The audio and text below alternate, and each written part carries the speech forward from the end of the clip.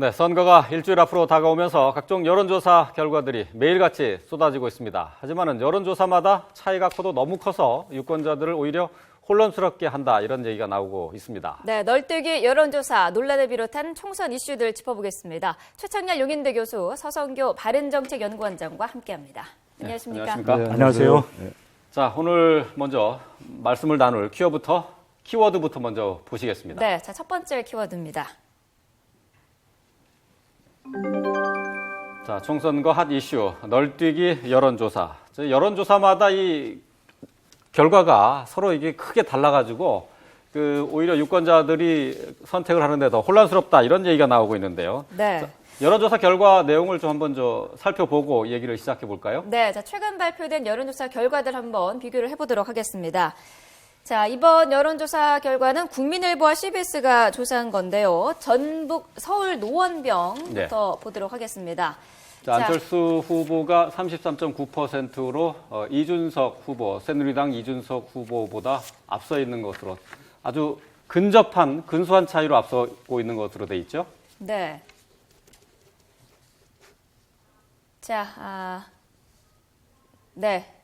다음 그래픽 한번 보시죠. 자, 안철수 후보와 이준석 후보 간에 지금 치열한 경쟁을 하고 있는데, 서울 노원병 같은 경우에는 지금 보면은 그 안철수 후보가 상당히 큰 차이로 앞서고 있는 것으로 나오는 조사 결과도 있고요. 아주 지금 뭐 보신 것처럼 이렇게 근접한 차이로 나타나는 것도 있어요. 지금의 경우는 표본 오차가 플러스 마이너스 4.4%포인트니까 의미가 네. 전혀 없죠. 예, 예. 0.2% 차이니까. 예, 우열을 가릴 수 없는 네, 거죠. 전혀 의미가 없는 여론조사 차이인 것 같고. 예. 처음엔 안철수 후보와 이준석 후보가 상당히 박빙이었거든요. 예. 박빙 우세다, 박빙 여세다 이렇게 갔었는데 네. 최근에 국민의당이 정당 지지도가 좀 이렇게 회복되는 분위기와 이제 맞물려서 그런 것인지 모르겠습니다만 예. 안철수 후보가 이준석 후보를 좀 따돌린 듯한 그런 여론조사도 많이 나왔어요. 근데 예. 지금 보신 것처럼 예. 그렇지 않은 여론조사 결과도 또 있단 말이죠. 네. 이 여론조사라는 건 어쨌든 전반적인 하나의 추세가 중요한 거 아니겠어요? 예. 그 시점마다 하면 다르게 나올 수가 있는 건데 기본적으로 지금 이제 여론조사가 워낙 많이 나오고 있습니다. 굉장히 많이 쏟아지고 있고 네. 또 어떠한 또 여론조사들은 일정한 추세를 보이는 곳도 있습니다. 네. 계속 이제 우세를 보이는 후보들이 있어요. 네. 상당한 격차로 그것도 말이죠. 네.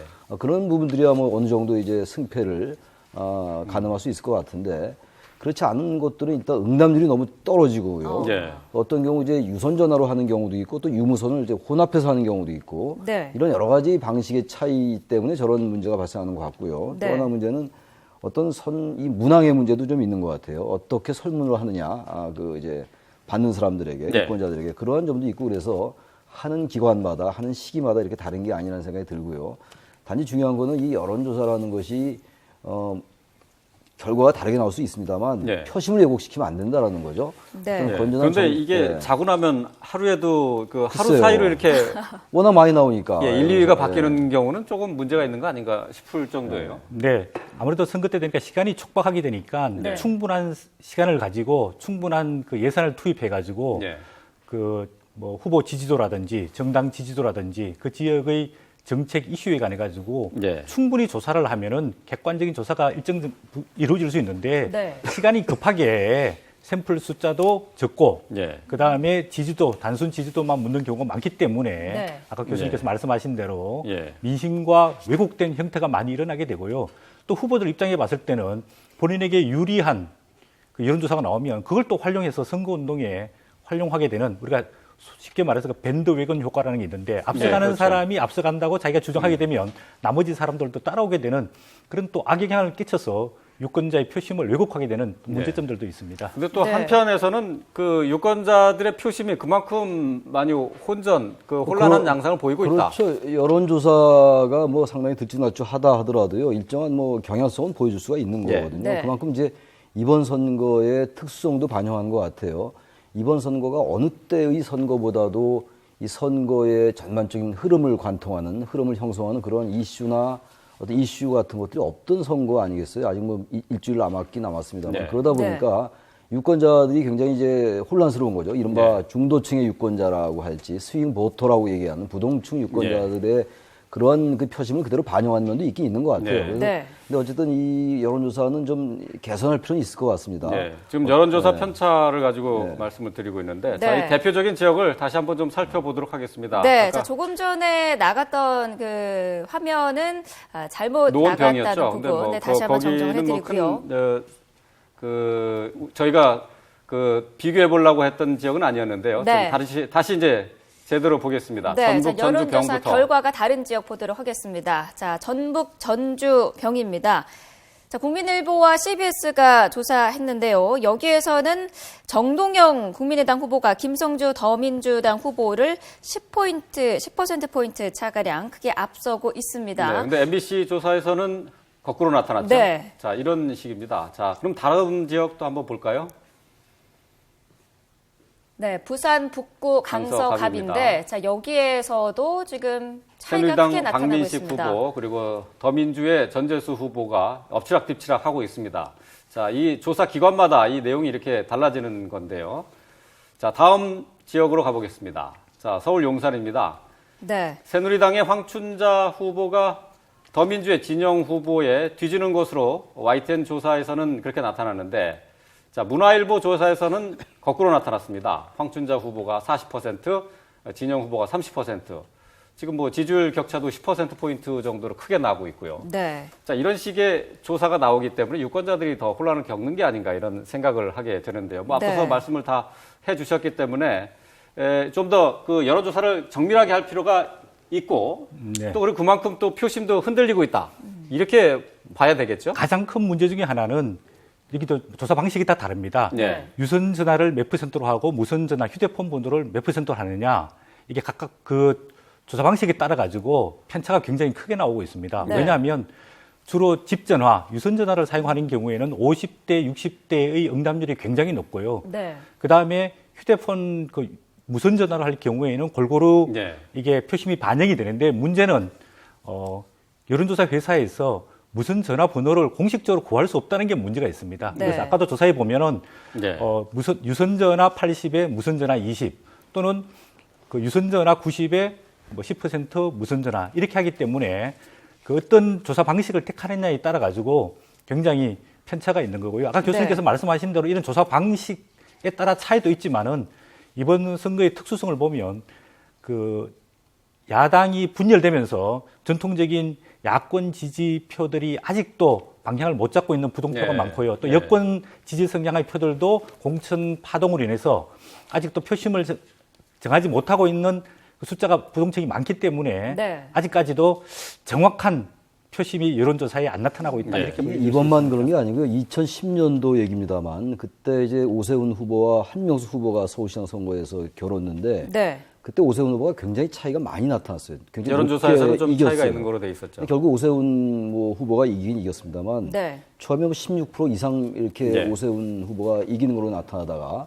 오세훈 시장이 나중에 뭐 0.6%포인트인가 차이밖에 안 나타났어요. 예, 이긴 그렇죠. 이겼습니다. 그런 걸로 예. 봐서 여론조사의 기본적인 한계이기도 합니다. 근데 특히 예. 이번 선거가 그런 경향이 많은 것 같아요. 아까 말씀드린 그런 이유 때문인 것 같고. 네. 그래서 여러 가지 뭐 방안이 나와야 될 것 같고요. 안심번호 활용 같은 거는 한번 이번 선거가 끝난 다음에 한번 고려할 필요가 있을 것 같아요. 안심번호는 지금 네. 중앙선거관리위원회에서 정당에만 부여하고 있는 거거든요. 네. 여론조사 기관들이 갖고 있질 않아요. 그래서 이걸 좀 보다 이제 좀 정교화해가지고 여론조사 기관들 모두에게 부여하지 않는다 하더라도 네. 몇 개의 기관에게 좀 부여해서 좀 공정성이랄지 신뢰성 이런 것들을 제고할 필요는 있다고 생각을 합니다. 네, 지금 뭐 국민들뿐만 아니라 각 당의 후보들조차도 이 여론조사에 대해서 불신을 갖고 있는 상황이고 저희가 뭐 말씀드린 것처럼 무용론까지 나오고 있는데 유권자들도 믿을 수 있을 만한 어떤 유의미한 여론조사가 도출되기 위해서 어떤 점들이 좀 필요하다고 보시나요? 네, 그 중앙선거관리위원회 산하에 여론조사 공정심의위원회가 있습니다. 네. 거기서 여론조사를 할 때는 이런 기준들을 지켜야 된다라고 명시된 바가 있습니다. 일단 그 명시된 기준들을 다 적용을 하게 되면 비용은 좀 많이 들고 시간은 좀 더 걸리겠지만 네. 좀 더 정확한 여론조사가 있을 거라고 보여지고 있고요. 또 지금은 이제 단순 후보의 지지도와 정당 지지도 정도 조사를 하고 있는데 네. 다른 정책적 이슈를 가지고 그 응답자들이 정확한 답변을 하고 있는지에 대해서 신뢰도 검증을 충분히 할 필요가 있다고 보여집니다. 네. 뭐 들쭉날쭉하긴 하지만 그래도 여론조사에 기댈 수밖에 없는 게 또 그렇죠. 현실이긴 하죠. 그렇습니다. 예, 자 그러면 두 번째 키워드로 넘어가도록 하겠습니다. 네. 자, 두 번째 키워드 보시죠. 자, 널뛰기 여론조사에 이어서 이번에는 쫓는 자와 쫓기는 자. 자, 이 박빙 승부를 펼치는 곳이 많습니다. 네. 자, 총선 격전지 최근의 여론조사 결과들 한번 그 결과를 좀 짚어보면서 말씀 나눠보도록 하겠습니다. 네. 자, 앞서서 서울. 보셨죠? 예, 노원병입니다. 안철수 후보가 이준석 후보의 아주 박빙의 승부를 펼치고 있는 그런 그 조사 결과가 나왔는데 국민일보와 CBS가 함께 조사한 내용입니다. 네. 자, 다음은 서울 종로입니다. 자, 새누리당 오세훈 후보와 더민주 정세균 후보가 지금 접전을 벌이고 있습니다. 예, 다음 지역으로 가볼까요? 네, 자, 조금 전에 보신 거는 국민일보와 CBS가 함께 조사한 여론조사 내용이었습니다. 네. 자, 자, 이번엔 다음은- 인천 서구 을인데요. 새누리당의 황우여 부총리, 황우여 후보가 35.9%, 또 더민주의 신동근 후보가 34.1%로 근소하게 앞서고 있는 것으로 나타나 있습니다. 이런 지역도 네. 뭐 이제 그 표본 오차 범위가 뭐 플러스 마이너스 4.4% 포인트라서 예. 이 화면에 나타난 수치로 봐서 뭐 도저히 뭐 그렇죠. 우열을 할 우열을 수 가릴 없고 수가 없죠. 저런 지역이 이제 야권 후보 단일화가 굉장히 야권으로서는 예. 절실한 그런 지역이라고 봐야 되겠죠. 예. 네. 자, 다음 지역 한번 보도록 하시죠. 네. 네. 자, 격전지 몇 군데만 좀 살펴봤습니다. 예. 자, 저렇게 좀 보면은 이게 지금 지지율 격차가 크게 나지 않는 곳이 지금 상당히 많거든요. 이게 특히 그 서울 수도권을 중심으로 해서 자, 이 야권으로서는 상당히 좀 힘든 상황이고 상대적으로 여당은 반사이익을 보고 있다. 이렇게 봐도 되겠죠? 일단 뭐 수도권이 122곳인데 여기서 지금 더불어민주당과 국민의당이 출마한 적이 105곳인가 이렇습니다. 예. 그리고 네. 어쨌든 국민의당의 후보들이 10% 내외의 지금 지지율은 보이고 있으니까 전체적으로 볼 때 뭐 결국은 또다시 야권 후보 단일화 얘기가 나올 수밖에 없는 건데 지금 뭐 네. 이미 상당히 시기는 늦었죠. 이미 투표용지 인쇄는 네. 들어가고 거의 끝나고 이런 상황이고 단일화를 한다 하더라도 어려운 상황인데 더군다나 또 국민의당이 최근에 좀 이 정당 지지도가 상승세를 보이고 있기 때문에 단일화는 점점 더 어려워질 것 같아요. 예. 네. 꼭 근데 야권 후보 단일화의 이슈가 아니라 하더라도 지금 새누리당도 뭐 150석이 못 될 거다, 과반을 차지하기 어렵다, 뭐 이런 얘기를 하고 있어요. 물론 보기에 따라서는 이것이 이제 그 자신들의 지지층을 결집시키기 위한 이런 뭐 전략적 측면도 있다라고 하긴 합니다만 네. 분명한 것은 새누리당도 원래 생각했던 것보다 많이 의석이 잘 확보가 안 될 것 같거든요. 예, 워낙 뭐 예.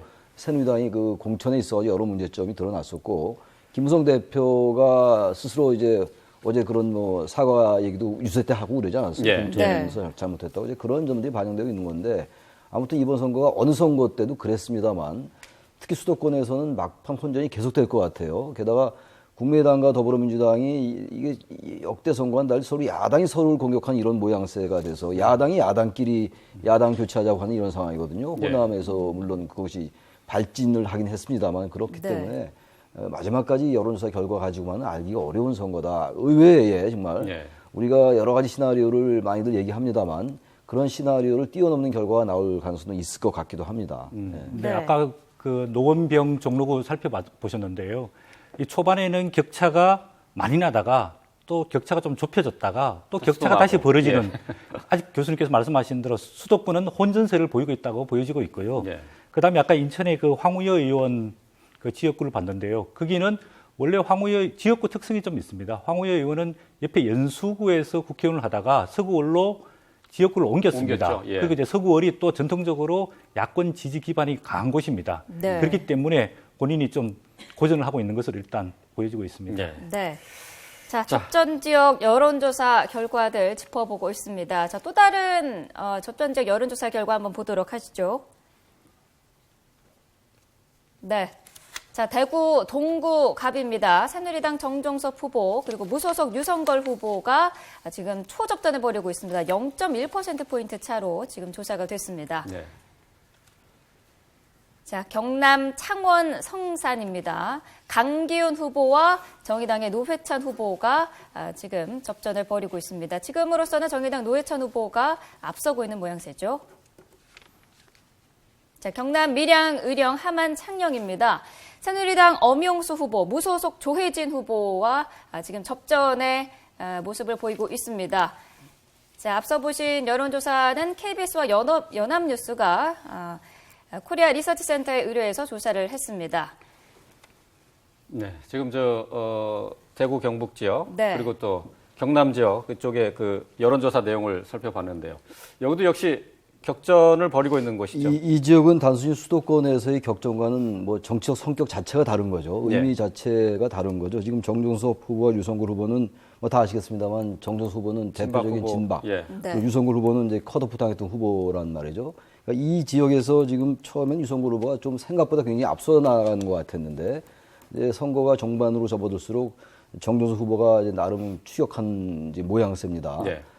어쨌든 이 지역하고 아까 여기 나오지 않았습니다만 추경호 후보와 구성재 후보 지역도 마찬가지예요. 거긴 달성인데 경상북도에 그런 지역도 지금 굉장히 엎치락뒤치락한 경향이 있어요. 네. 진박 후보와 이제 컷오프 경선 배제됐던 이제 원래 후보와 그 차이가 좀 굉장히 혼전인 것이고 노회찬 후보는 좀 약간 차이가 그렇게 많이 나지는 않는다 하더라도 일단 단일화를 했으니까 물론 그 단일화가 이제 그 선관위에서 단일화 표현을 하면 안 된다라는 얘기는 했어요. 예. 상당히 다 단일화한 게 아니기 그렇죠. 때문에 그렇지만 어쨌든 노회찬 후보는 상당히 그 안정성을 보이는 것 같긴 합니다. 아직까지는. 네. 네. 그리고 조혜진 의원은 생각보다 좀 앞서가는 것 같다가 생각보다 그렇게 완전하게 안정권은 아닌 것 같고 그 지역도 역시 뭐 혼전이라고 봐야 될 것 같습니다. 네.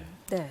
자, 부산 쪽에서도 박민식 후보가 네. 고전을 좀 하고 있어요. 네. 대구하고 그 경남, 부산 쪽에서 아마 무소속 또 야권 바람이 조금 많이 불고 있습니다. 예. 아까 교수님께서 말씀하셨지만 대구에서는 야권 후보인 김부겸 의원과 홍일학 그 후보 전 의원과 후보가 지금 선전을 하고 있습니다. 네. 그리고 또 그 낙동강 벨트라고 일컬어지고 있는 그 부산의 부산 각 북강서갑, 네. 그 다음에 김해, 또 사상 이런 쪽에서는 무소속과 그 야권 바람이 불고 있습니다. 왜냐하면 낙동강 벨트는 굉장히 그 서민층이 많이 살고 아직 개발이 덜 된 지역들입니다. 네. 그리고 전 노무현 대통령의 그 고향인 김해와 연결되는 지역이기 때문에 이 지역에서 지금 야권 바람이 불고 있는데 야권 바람이 결국 나중에 얼마만큼 표로 연결이 돼서 예. 정말 당선을 결정지을 것인가 그거는 좀 더 두고 봐야 될 것 같습니다. 예. 네. 자, 총선 내용 살펴보고 있는데요. 세 번째 키워드 보도록 하겠습니다. 네. 나 떨고 있니? 라고 네. 저희가 뽑아봤는데, 자, 지금 여야를 막론하고 중진 의원들이 좀 진땀을 빼고 있어요. 신인, 그, 정치에 새로 발을 들인 신인들에게 조금 밀리고 있는 모양새도 보이고 있는데, 어떻게 보시나요? 글쎄 뭐 다 개별 지역구에 따라 특성이 다르겠습니다만 특히 수도권에서는요. 다선 의원에 대한 물갈이라고 흔히들 얘기하는 현역 네. 의원 네. 교체 중에서도 특히 다선 의원들에 대해서 수도권인 경우에 이렇게 교체하고자 하는 그런 어떤 유권자들의 속성 같은 게 좀 있는 것 같아요. 네. 네. 특별히 그 의원이 뭐 의정 활동을 잘못했거나 뭐 정치적으로 큰 뭐 실수를 해서가 아니라 이종걸 후보 같은 경우가 지금 여기는 지금 아닌 박영선 후보 같은 경우도 마찬가지예요. 박영선 후보는 뭐 야권의 중진이고 상당히 의정 활동도 잘한 걸로 알려져 있잖아요. 물론 지지 성향에 따라서 상당히 지지하지 않는 사람도 있겠으나 네. 그럼에도 불구하고 지금 생각보다는 그렇게 강효시 후보에게 지금 조금 앞서가고 있는데 네. 어떤 여론조사는 상당히 위험한 걸로 나타나고 있기도 해요. 이런 게 대표적인 경우입니다. 박영선 의원이 이제 다선 의원이기 때문에 피곤감 같은 거 그런 것들이 없잖아 존재하는 게 아니라 이렇게 보이기도 하고 다른 네. 지역이 그런 데가 굉장히 많아요 지금. 네. 안양, 좀 힘든 안양에, 예. 지역으로 대표적으로 꼽을 수 있는 게 그 이해찬 의원이 나가 있는 세종시 지금 상당히 그 박빙의 이제 박종준 그 새누리당 후보와 경합을 벌이고 있는데 그 나중에 이제 정말 그 뚜껑을 열어봐야 알 것 같고요. 네. 이번에 만약에 그 당선되면은 최다선이 될 수 있는 서청원 대표 지금 7선인데 이제 당선이 되면은 8선에 이르고요. 그다음에 이인재 의원, 이해찬 의원 6선인데 당선되면은 7선에 이를 수 있는데 아마 이인재 의원은 논산에서 좀 무난할 것 같고 아마 이해찬 의원이 조금 경합을 벌이고 있는 것 같습니다. 그다음에 이제 5선인 정세균 의원 종로에서 오세훈 전 시장과 경합을 벌이고 있는데 만약에 당선되면 6선 고지에 오를 수 있는데 아직은 좀 더 두고 봐야 될 것 같습니다. 네. 이게 전체적으로 수도권하고요. 수도권을 제외한 지역하고 여러 측면에서 차이가 있는 것 같아요. 하나의 경향성이긴 합니다만 수도권이 대체로 정당 투표의 경향이 높은 반면에 수도권 이외의 지역은 뭐 새누리당을 지지하더라도 더불어민주당 후보를 지지하겠다. 네. 정당은 그렇게 지지하지만 이런 경우 또 반대의 경우도 많고요. 그래서 그리고 특히 지역을 내려가 보면요. 이 중앙 정치 이슈와는 굉장히 동떨어져 있더라고요. 다 그런 건 아니겠습니다만 그런 점들이 상당한 그 투표 행태의 차이로 나타나는 것이 아닌가라고 생각이 됩니다. 네. 네. 자, 오늘 뭐 그 여야의 당 대표들이 지금 뭐 부지런히 움직이고 있는데 지금 새누리당 같은 경우에는 이제 호남으로 처음 가서 김무성 대표가 지금 호남에 가서 좀 한 표를 호소하고 있는데 지금 또 김종인 대표 같은 경우는 광주에서 경제 공약을 내놓고 있어요. 지금 어쨌든 자신들의 텃밭을 지켜야 되고 또 상대의 지역에 또 진출을 해야 되는 그런 상당히 큰 과제들을 많이 안고 있습니다. 네. 아무래도 이제 야권이 더불어민주당과 국민의당이 이제 호남을 두고 마지막 그 혈투를 벌이고 있는데 네. 아마 지금으로는 국민의당이 조금 우세를 보이고 있는 것 같습니다. 그러니까 더불어민주당에서 광주 경제 살리기 위한 특단의 뭐 기자회견도 발표하는 것으로 알고 있습니다. 네. 네. 반면에 이제 국민의당 입장이 봤을 때는 호남에서 일정 정도 우세를 차지하면서 수도권에 바람을 불러일으키겠다. 이제 이런 전략을 택하고 있고요. 더불어민주당 입장에서는 수도권에서 제1당으로서 우세를 점한 뒤에 다시 막판에 호남에서 좀 더 표를 이제 획득하는 전략을 아마도 준비를 하고 있는 것 같습니다. 반면에 이제 새누리당은 아무래도 이제 영남을 기반으로 해서 그 수도권에서 마지막 승부를 해야 되기 때문에 네. 아마 이번 주 중 주말에는 아마 수도권 유세에 총력 집중할 것으로 예상이 됩니다. 아까 김무성 대표가 호남에 갔다고 해서 제가 생각이 나는 얘기인데 우리가 여러 가지 관전 포인트를 가지고 있잖아요. 이번 선거를 보는 네. 뭐 관점, 시각 이런 건데 네. 지역구도의 완화 같은 것도 중요한 관점 중에 하나거든요. 특히 이제 다들 뭐 아시겠습니다만 전남 순천에 출마한 이정현 후보 이번에 과연 재선이 될 수 있을 것인가. 지금 보궐선거 때 당선됐잖아요. 곡성 네. 순천에서. 그리고 정운천 후보가 상당히 선전하고 있어요. 그런 것들이 이제 김무성 대표가 이제 호남에 가서 호소할 수 있는 그런 하나의 요인이 될 수 있겠죠. 그런 것들이 굉장히 중요한 것 같아요. 그리고 대구 지역에서 김부경 후보가 당선되느냐 되지 않느냐, 그리고 영남에서 김경수 후보, 경남 김해, 의뢰 그런 부분들도 지역구도 완화라는 측면에서 상당히 주목할 포인트인 것 같습니다. 예. 네. 자, 여야 모두 할 것 없이 텃밭 지키기에 마음이 바쁘고요. 또 외연을 확대하는데도 또 힘을 쏟아야 되는 그런 중요한 시기에 와 있습니다. 20대 총선 이제 앞으로 일주일 앞으로 다가왔습니다. 자, 정가 소식 두 분 모시고 말씀 나눠봤습니다. 최창렬 용인대 교수, 서성교 바른정책연구원장이었습니다. 말씀 고맙습니다. 고맙습니다. 감사합니다.